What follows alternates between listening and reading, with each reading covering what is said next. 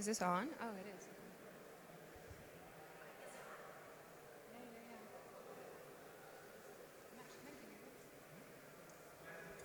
Switch it to the other side. That side is kind of flapping out a bit. Is that all right? Cool. Okay, hey guys. Thank you for coming. My name is Vasia Makris, and I'm going to be talking about the importance of culture in onboarding.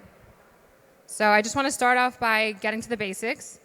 Onboarding is essentially bringing people in to use your service, your product, your technology, and we all know how important it is to onboard in Web3. We obviously want to grow the industry. We want to make sure more people are educated and coming into the space.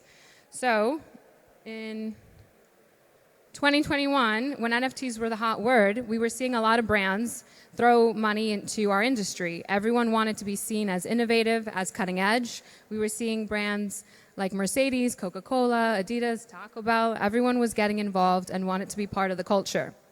And although this was great in terms of bringing attention and some sort of legitimacy to NFTs, what happened to majority of these projects and where are they now?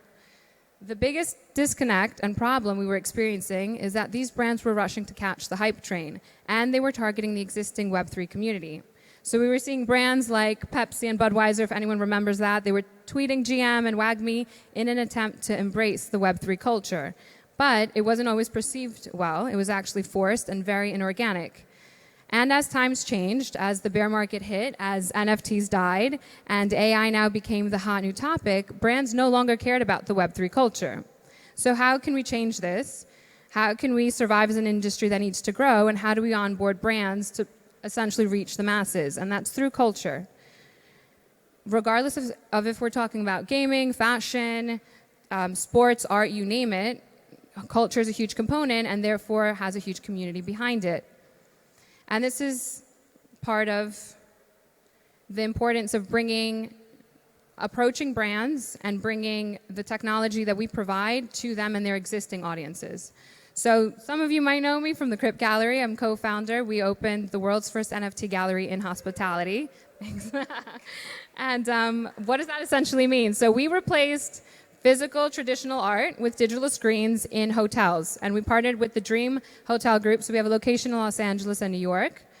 Our goal was essentially to bring digital art to the masses, and we had to embed it in ways that people were familiar with. You didn't need to know about NFTs to understand art. So we were seeing people interacting regardless of languages that they spoke, regardless of age. They were walking through the hotel and really just engaging with the artwork. And we hosted a bunch of different events in LA and New York that focused around the culture as well. We didn't focus on NFTs and the technology. We focused on bringing people together through art, through events, and essentially through culture. So we've hosted a bunch of different events. If you're familiar with us, this was our latest event at the Dream downtown in New York City. And the importance of hospitality in general is the fact that it's the epicenter of all these different you reach such a large audience. It's the epicenter of restaurants, of nightlife.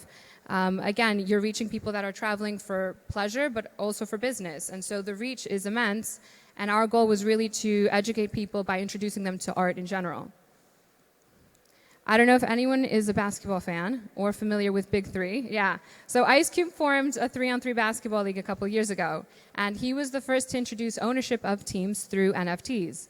What does that even mean? Instead of a billionaire buying a basketball team, people now had the opportunity, regular people, fans, had the opportunity to purchase a point in their favorite team. And there was utility tied to it as well. So you could purchase a point, and you got to attend all these different games. You got ownership access. You got to sit courtside. You got to meet the players. You got to meet Cube, and you were treated like that VIP.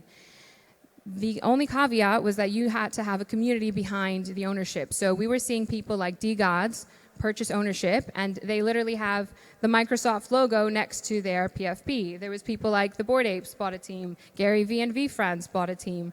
So we're seeing the merger of these NFT communities into regular everyday culture, and it's being implemented in ways that people don't necessarily need to know it's an NFT. They're not familiar with the technology, but they're slowly being introduced to it in ways that they're familiar with, and that's how we really onboard. I also produced an event last year during Art Basel in Miami, focused around the same kind of concept. We were hosting a 3-on-3 basketball tournament. We were raising money for charity, but we had artists like actually Gabe Weiss and Alien Queen who are here today. They were painting on sneakers, on basketballs, and we were introducing this through NFTs. You had to purchase the NFT to get the physical. And we partnered with Nifty Gateway, who I am a big fan of because of the credit card and email implementation. People are online shopping. They're not buying NFTs. So it's very easy. And anyone that was there, they were putting in bids that were $5, $10. Eventually, the auctions went up. But everyone had a chance to experience it for the very first time. And it's providing opportunities like this, embedding it into the basketball culture, embedding it into things that they're familiar doing, is how we onboard and how we slowly introduce things to people. And that brings me to moments. So I had opened the Crypt Gallery 3 years ago and recently opened my own creative agency that's focusing on working with brands to bring together and onboard through art, through culture, through different technologies. And we're aiming to just inspire people and create a larger impact. One of the things that we're trying to do is essentially create these unforgettable moments. That's how you educate people and bring them together in these different ways. And at the end of the day, that's how you create that lasting impression. And it's creating these moments that people are going to first experience in order to slowly bring them into the space. You introduce them and onboard through ways that they're familiar with.